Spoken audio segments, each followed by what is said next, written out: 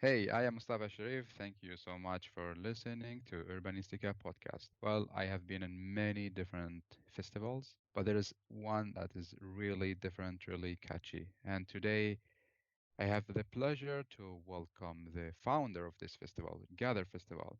I'm honored to welcome you, Jacob, to Urbanistica podcast. Hey, Hi, how are you? I'm fine. How are you doing?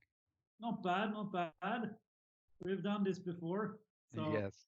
How is it going with you with all the COVID-19? I know you love to meet people. How is it going now? I mean, it's really back and forth uh, this past couple of days, especially right now. Uh, we should have been opening Trädgården today, actually.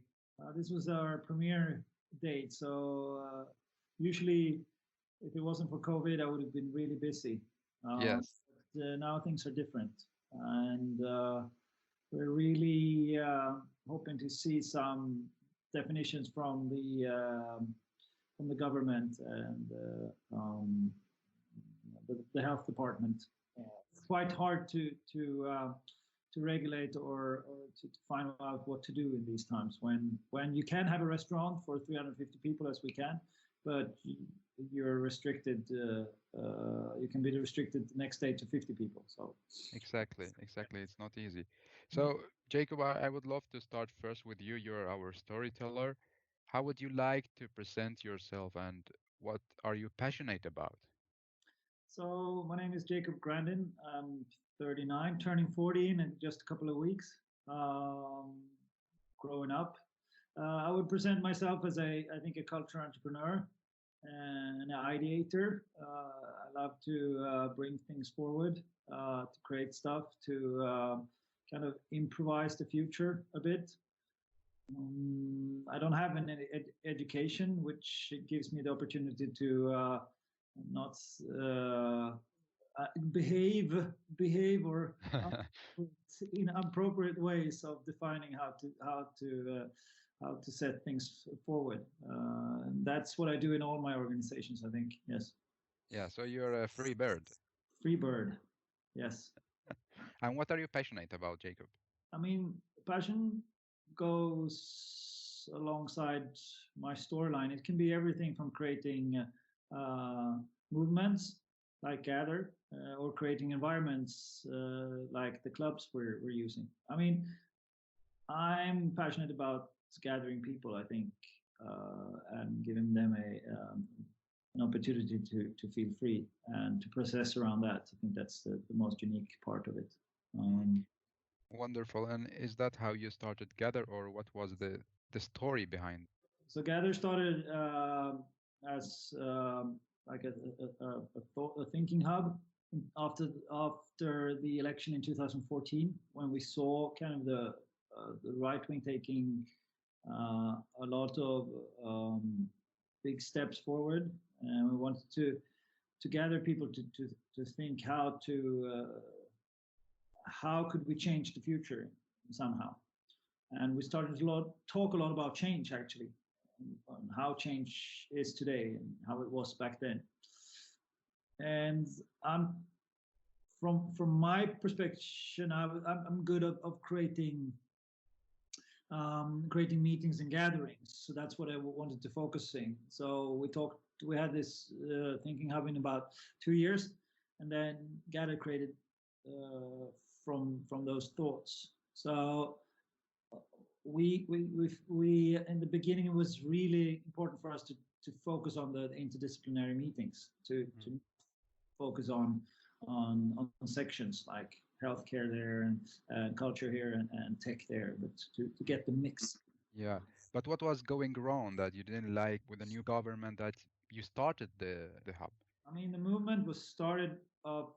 First of all, we saw that there was really defined in different categories. You had music and culture in one area, and then you had definition of business to business and tech and all the other disciplines in one areas.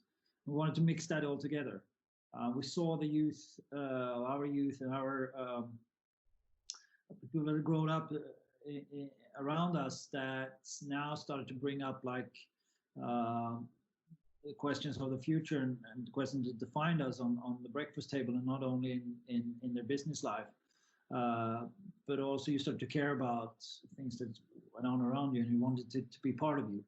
And we saw also that most culture platforms were defined by kind of the ground settings, not only based on music and the culture actions, but basically on your what you promise to, what you stand for. And we needed a platform that took that more serious, and took up the discussion and the debates. Mm. D- Was the creativity and limited in that time that you needed as more space to talk free?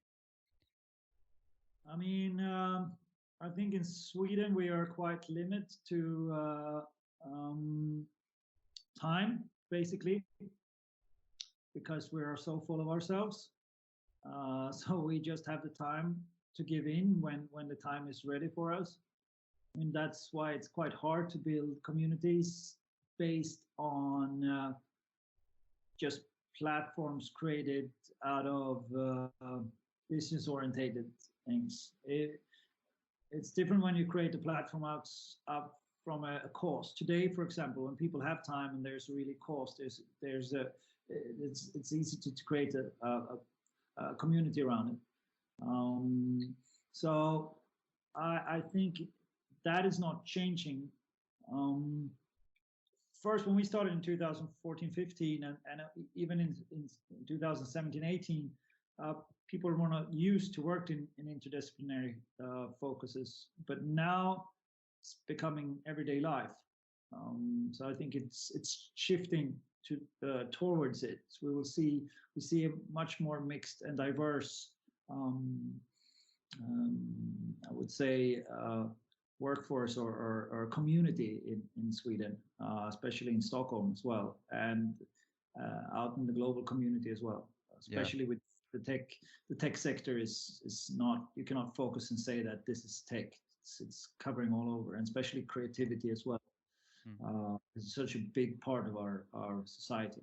That was the first gather meeting. I mean, it was kind of the best. It was quite unstructured. People have never been to anything like it before. I think we were really early adopter on the labs, and throwing in like workshops and labs into it, and actually creating something out of the conference, which I've seen most of the conferences are having today. So, and especially throwing also in doing it on a unique culture placed venue.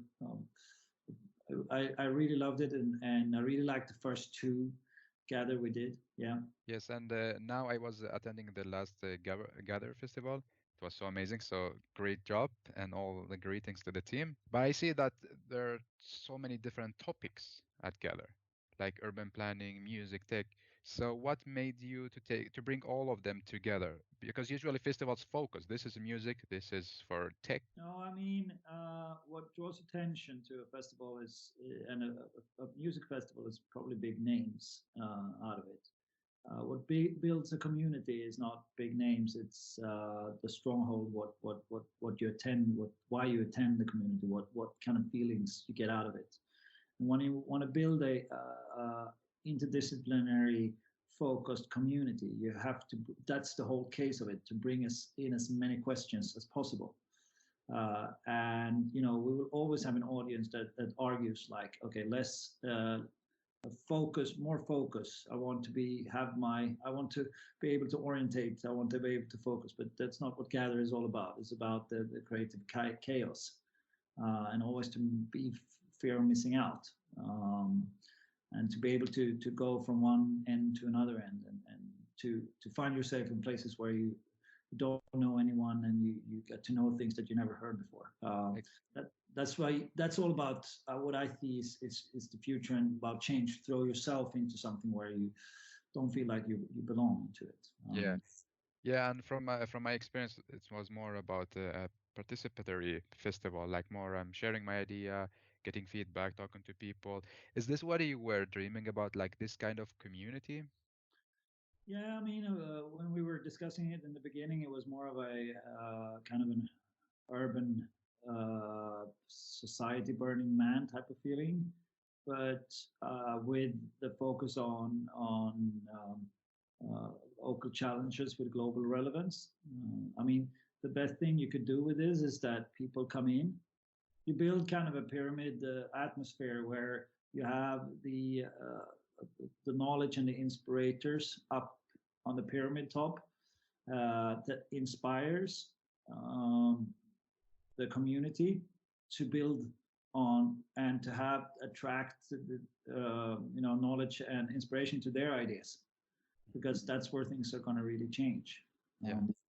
It's unique when you come in with a urban planning project with UN, together with Ericsson and together with a real estate company and together with a tech company. You come in there and put it on a platform like the Gather, and you can see where it lands. That's where the success are. It's not about an individual or an individual company to come in and showcase their thoughts. That's not what Gather is about. It's about taking big step out of that. So that's why it's quite complicated to come in as a partner or as a friend as well.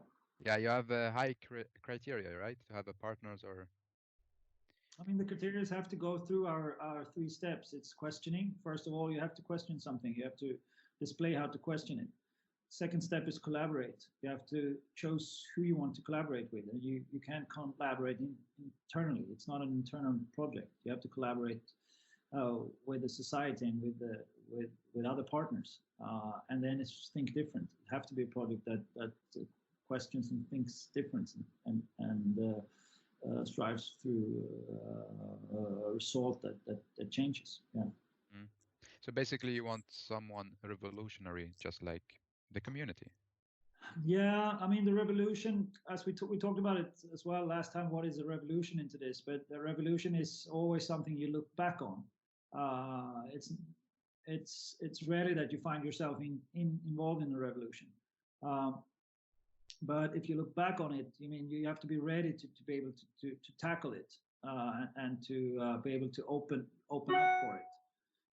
I mean, open source in this is it's all about the attitude you have to bring into it. If you're too close, if you're a company that are afraid of change or kind of tackles it with attitude that you put a lid on it, yeah, there's not for you. No. Mm-hmm. And what do you see in between the attendance at the Gather Festival? Are they more like men or women or techie people? Do you see it a diverse audience in the community? I mean, first of all, with our meetings, we see quite of a young crowd coming in, most more women than men. Um, uh, you see a really diverse of spectras from different. I think we have like 60 different categories of how you categorize yourself in kind of big type categories. Um, I'm proud of our diversity work to really see. Um, I would say people that are not attracted and are not the regular get the regular reach from conferences. I would say most of conferences that I saw back before we started Gather was allocated to like white male. And that's not how our future looks like. And the diversity is always something you have to fight for, and we always have to fight for it as well. It's who your organization are. That's going to be a mirror picture of how your conference is going to look like. True. Yeah, so it's for me to work with people and organizations that are good at reaching out to people that I can't reach out to, and we see when we talk about diversity, it's bodies, it's personality, and it's knowledge, Wow. and it's also I would like the room to be diverse. So it's about to open up a diverse space where everybody feels. I would say the best thing is that everybody feels a bit uncomfortable. That's amazing, no? Because it's hard to get that everybody feels comfortable. So it's better to have like everybody feels a bit uncomfortable with the art expression in a good way, Yeah, in a positive way. positive way, which you can get that little excitement out of Yeah. nervous to find the diversity in bodies and accepting bodies, knowledge, and personalities, uh, and to build that atmosphere that accepts it. I mean, then you can start. Then diversity won't be a question anymore. It will always be something out there, I see. But to strive for that, I think that's something we're really fighting for. Yeah. And also talking about the diversity of the people, but also the in Nobelberget when you had the Gather Festival, it's super special. It's not really a common conference room. What is your point of this? I mean, first of all, if you look at Nobelberget and the position it made as a culture venue, it was not positioned from any kind of society focused. It was kind of a new venue in a place that was not very known. So when you went there as a group or as a person, it was not like, oh, I'm in Östermalm, I'm in Södermalm, I'm in the north part of Stockholm, south part. It was not loaded with any ground values directly. So that's a good start of it. And it also had a culture background with from everything from urban music to techno to theater to yeah, everything. So and it has an artistic urban atmosphere. So it was an obvious choice for us. And also the interior inside the building. It's not a really normal conference room. What do you want to create by that, or the message you want to deliver? So one big part of it is how we install it and design it. We work with Tim and Josephine and Maida, who is our interior designers that do lights, interior, and the look and feel. And they get some free, they get a free space to create. That's how we like. It's about the sound, it's about the lights, and it's about the atmosphere. It's about to give people that. It's how I design nightclubs as well. You should forget all that exists out there, all your problems or your anxiety. When you step in, that's the next level on your strive to become someone or to meet someone. That's the basic things we have to deliver to you. Yeah. This takes me to your club, Trädgården, the Yes. garden. Mhm. It's also something very special and something very different in Stockholm. So do you have the same concept behind it that should be something different? Yeah, they're going to start it out in around Fridhemsplan, Kungsholmen, in 2003. And it started out as a reaction to Stureplan back then. The club where it was different type of music styles, more focused on art, music, and that everybody stood in line. So there was a democracy. I would say the expression of the physical room started there. We started to create the physical environment, but it was actually when we ended up at Underbron and Underskanstullsbron where we really could get people that Trädgården attitude has today. Yeah. It's really a living room, like a vibrant living room where you can't have that feeling anywhere in the world, I would say. And what is disturbing you with the nightlife in Stockholm? What's disturbing me right now? Yeah. I mean, Stockholm's nightlife is community is great. We have a lot of good musicians, good producers, good DJs, good creator. We have also a really vibrant summer nightlife, I would say, especially all the parties that are been done. So I think we have a good nightlife. Though we're restricted to laws as well, I think we're more looking into the bigger main capital in Europe and the rest of the world and see that Stockholm should be like them, and we're not. We're not going out like people in the rest of the world, and we're not throwing festivals and clubs as they are. but we're trying to be that way, and that can be a bit hard to live up to.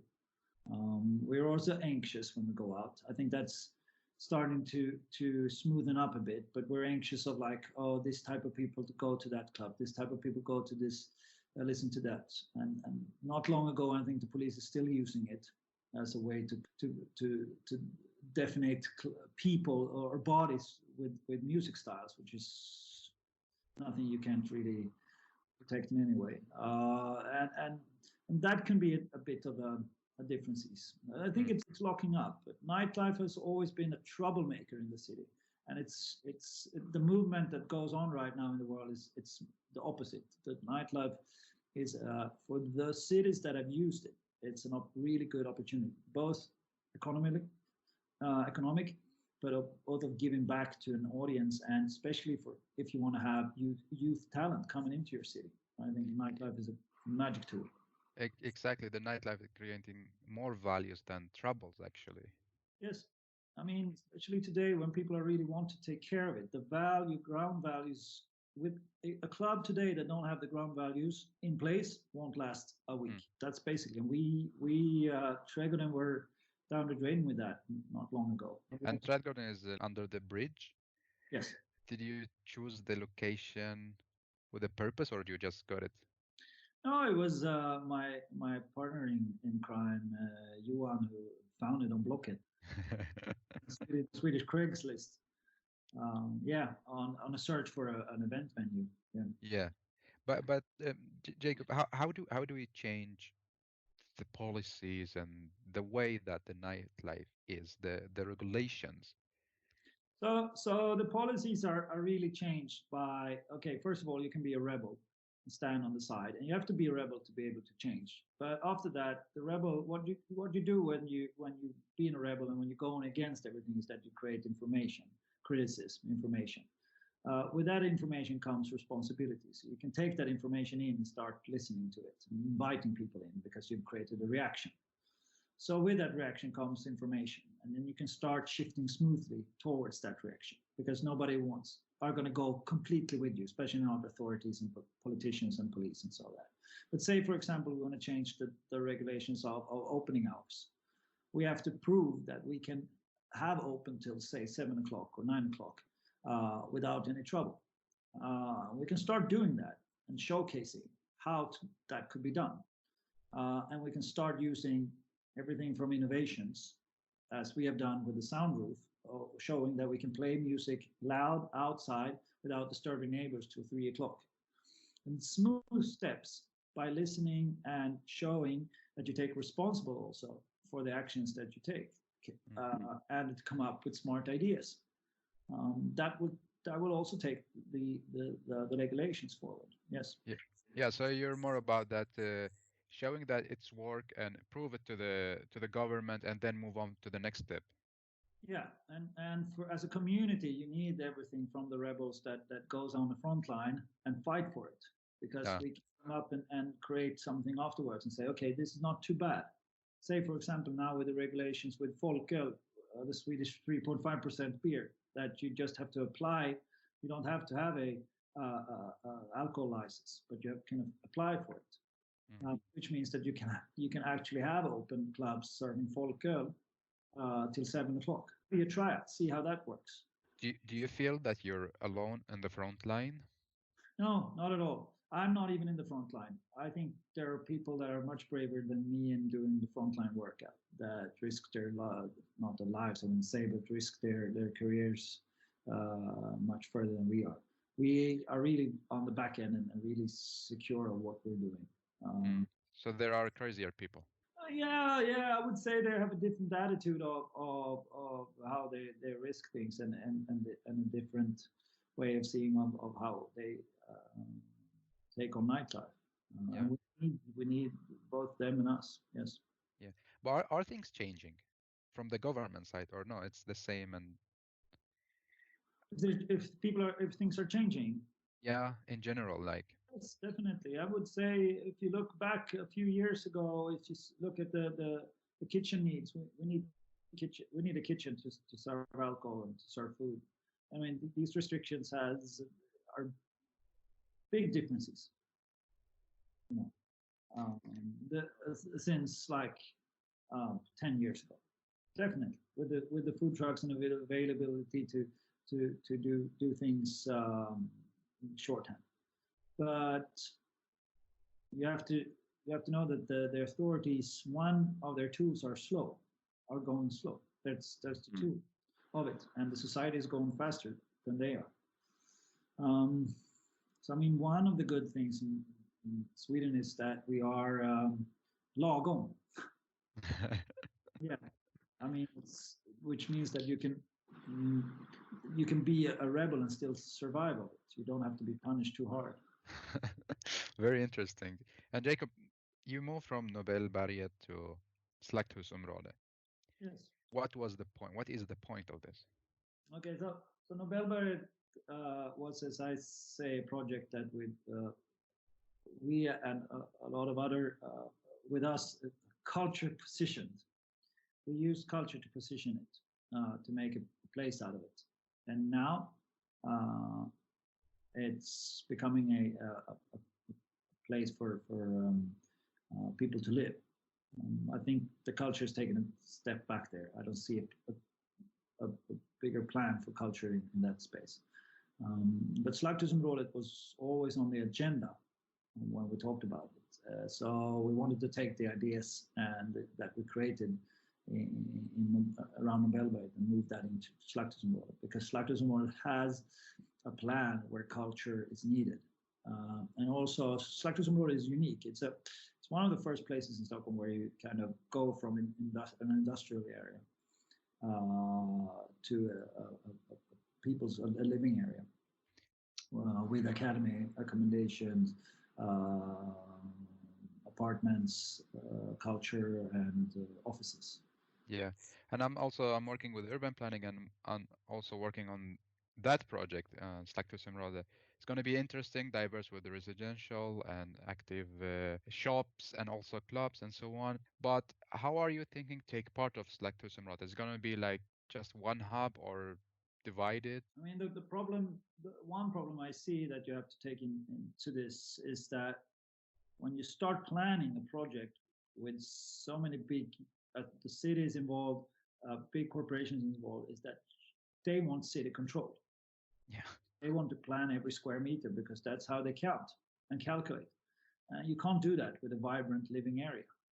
You have to go and position it not with city control. You have to have a flexibility to move around it. And I would say that's kind of the first step, because a detailed plan is going to be set, and a lot of decisions is going to be done right now. So I think that's kind of the main risk, that it gets too controlled. And this kills the kind of again the gather idea, and you're almost back to the 2014, that a lot of limitation. Yeah, I would say in that case where you have, say for example, if you start calculating and say culture is an important part of this, and you start presenting it as that way. I'm not going to mention any names here, but there are certain places inside the city center that was marketed with culture as the main part of it, and then culture started to become like not part of your calculations. You saw that, okay, this costs too much, this erupts too much, this is not part of our like guest profile, but it gives back to the city. So you start cutting on it. Yeah. Start shaping it. Okay, we have to shape a bit there. We can't play that type of music. We have to take away that type. Oh, we have to, yada yada. And that takes away away the vibe from that place for a long time. It kills. Exactly. You have to take responsibility of that. So now you have also again a new problem to deal with. Kind of. Yeah, it's not. I wouldn't say it's a problem, but it's a learning we have to do, and we have to take. It's a responsibility we have to fulfill. Yes, I mean, I was just in a meeting regarding sound and sound pollution in Stockholm, And it's really creative to sit in these meetings with the authorities because they are opening and they want to listen to it. But it's a really it's a hard question to deal with because it's quite difficult to understand. Mm. Some people want to live in the city. Some people want to have a living city. Mm, and what's the attitude? Exactly, exactly. And Jacob, I know when you go for something, you go crazy. And now my question is, are you gonna take over Slaktusum rather like here's a nightclub, here's something to gather? Uh, I mean, one part of us are going to do things in Slakterområdet. There's a lot of already existing clubs and restaurants and bars of Slakter which are doing really good. And our I think what we want to do is one to gather everyone and to create a good vibe there. But it's also to kind of protect the culture movement in there. I think that's what my hat. Yeah. And, um, So you're not stepping in Slaktusum rather as a mega giant cool gather festival. You're more toward collaborate. I mean, we have two parts of Flaxseed Mineral, and there we have Folland, our venues that we're doing there, and they're going to be mega, and they're going to be cool, and they're going to take over from time to time, and they're going to be able to collaborate with everyone involved to it. Then we have Gather that will come into, as I see it, come into Slaktusområdet to give it the diversity thoughts once a year. And the community to think about it from a technology, sustainable, democratic perspective, but to also bring the global community to Slaktusområdet. Also give it an opportunity to create mind-blowing innovations of culture and city development that we can showcase to the rest of the world. That would that's that was that is what Gather can bring to the table. Yeah, looking forward actually, but unfortunately, the COVID-19 destroy the Yes, Gather 2020. How was it for you when you got that? Okay, you're not allowed to have so many people. I mean, we already saw it in the beginning of the year when we saw that most of the business community started to react on it. So when we finally made the decision, we had to know how that this was supposed to come. Of course, it's a force majeure situation. It's hard to handle, but we started to think about, okay, how could we react to this? Could we do a digital session? A digital session, we looked at it and we decided not to go for it. We saw that we want to do things that we are good at and that we can handle and give back to our community. And this was not a time to create that. I think there will be a good time for our next setup for next year to really mix the digital part and the physical part. What we right now is creating is a reboot project, and it's all about. We talked about it also last time. It's about get in a situation like this. Everything is changing. You know, we can't talk about the same subject as we and have the same speakers as we collected for this year's gather.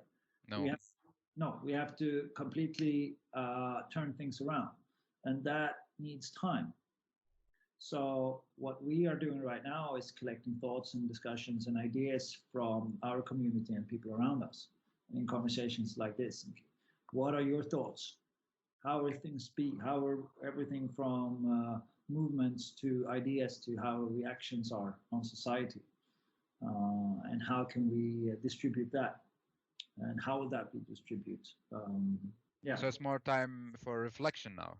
I think it's time for reflection. I think a lot of people are reflecting, and it's slightly moving forward to see, okay, how can we reflect on the future? What are our thoughts on the future?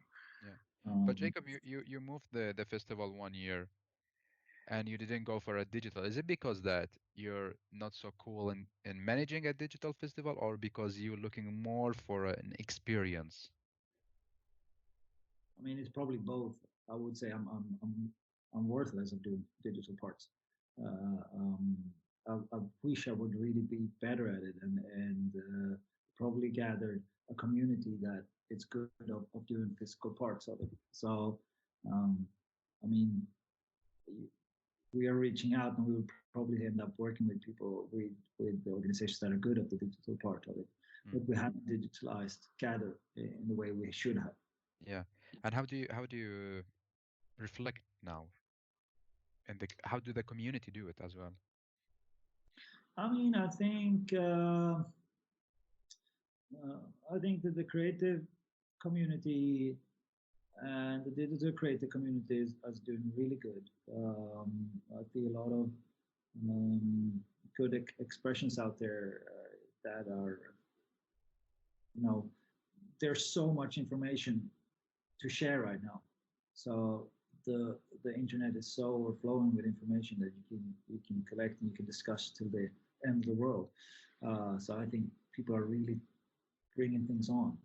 Yeah, That's why it's so interesting in these times. So with exactly.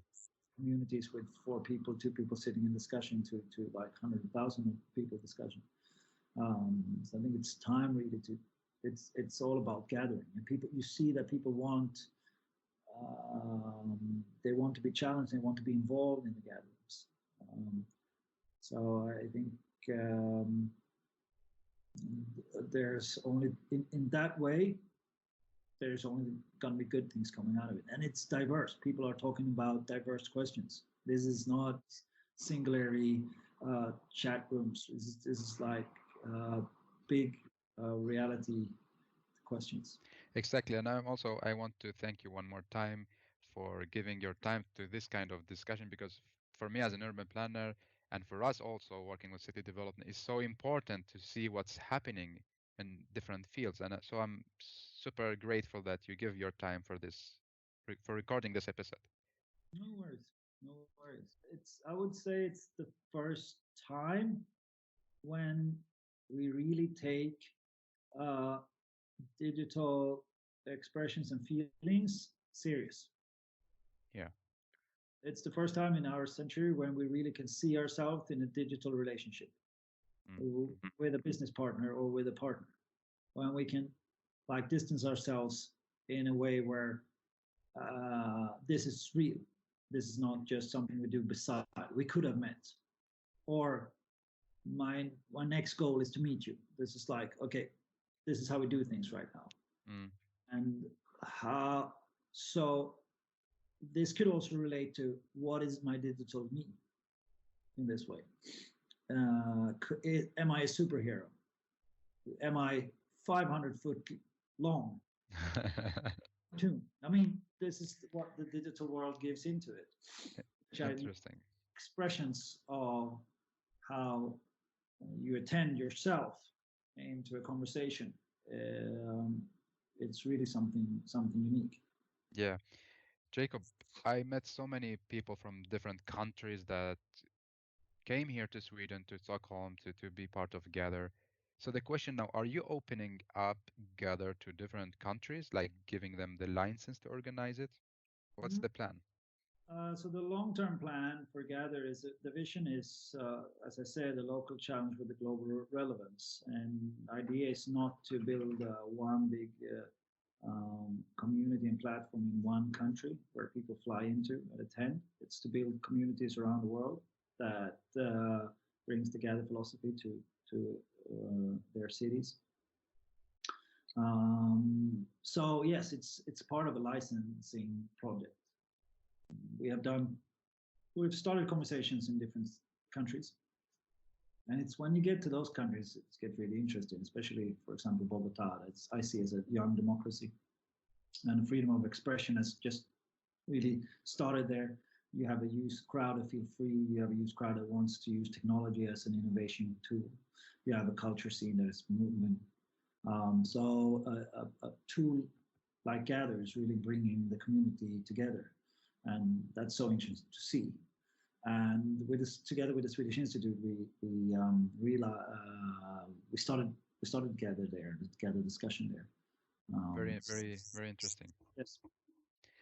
Uh, Jacob, what is a smart city? I'm working a lot with city development, and now And also before we talked a lot about smart city, but I would love to hear what is a smart city for you, especially you working with culture and nightlife. No, I think a smart city, a smart city from a definition point is a smart city that can grow with it. It's it's community and the people that live in the city and can grow with it and grow into the future and use technology and use its strive to move forward to gather this community, to work against diversity, to work against segregation, to work to become a healthy environment, a sustainable environment, uh, to measure things more about how people are treating each other, how people are feeling among each other, how people are creating among each other, uh, to make sure that uh, the lower class, both lower digital class, uh, strives to become part of the city classes, I would say. Mm, Um, we have to treat the unit as one. I think we can treat this as one, even if we are individuals in that way. mm. And to be also be a part of the global movement. Cities are becoming more important than countries in certain ways. The city will have a different attitude. We will move faster than countries, and we will have another possibility to change than countries. Very interesting, Jacob. Now we're almost in the end of this episode. I would like to ask you, what do you want from all of this? That things that you're doing. What is your aim in life? Right now, that's a big question for it. The aim in life. I would say for all of my projects that I do is freedom of expression.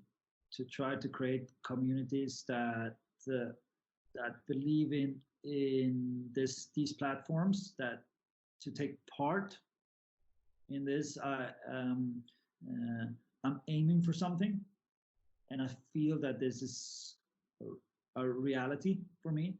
That you feel that you're seen if you're stepping into it, that you've been taken serious, and that you're given a chance to create something. Um, because that reality, because if you create something that really wants to change something, it have to become reality. You have to prove that Of course. it is real. And my vision is if people can really feel that, it's going to start creating some really heavy movements. And all that we do, I think a mission is that uh, I should be able to disappear, and it should not be belonging to me anymore. It should Okay. be its own organism. Interesting. Because I think individualism is over. We are um, we're treating people as gods, those that are successing, and we probably need them, but all the individuals need to take step back, and let the community be able to be strong in that and bring on all the time new type of Jesus models. Wow. And also, it's the painting behind you is like a yellow, so you look like a holy person with a light. Or there are a lot of people that are being treated in that way and that we're looking up to in good hands, because but we have to see them as just uh, directors for that specific moment, because they will probably disappear and someone else take over. But if we build a stronghold in ground, and I think this is like wrote about in like the fifth generation leadership, that the best leadership is the one that take care of like not standing in the front line, building from behind, and building that solidarity. Yeah. Um, I think that's a unique way of leadership. How do you like to summarize what we talked about, your reflections, and also the different meetings you're in, and three takeaway messages to people who's listening to you and listening to Urbanistica podcast? So first of all, opportunity. These times are for opportunity. This is a good time to seek opportunities into this. First of all, the second part is reflection. It's time to reflect. reflect on who you are and what you are in today's society. Uh, if you don't already have a path, discover it.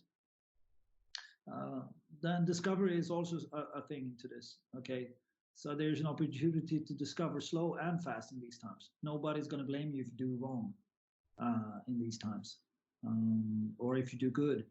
Um, you know, it's a really good opportunity to take small risks and to challenge and to reach out. As we say, the whole world is located just one button away. That's unique, and nobody, or the half of the world, I would say, and people are not busy with doing things. People are busy of having these type of conversations. Super interesting and powerful Yeah. messages. Now I need three hashtags for this episode. Well, we talked about them last time as well. So, um, reboot project, reflected opportunity, digital love.